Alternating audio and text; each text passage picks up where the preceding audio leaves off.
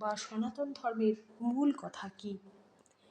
পরমাত্মা পুরুষোত্তম বাসুদেব শ্রীকৃষ্ণই পরমেশ্বর ভগবান। তিনি সমস্ত বেদের জ্ঞাতব্য বিষয়। তিনি সমস্ত যজ্ঞ দান তপস্যার একমাত্র ভোক্তা। তাহাতে চিত্ত সংযোগী যোগ, তাহাতে পরাভক্তি জ্ঞান, তাঁর কর্মই পরম কর্ম।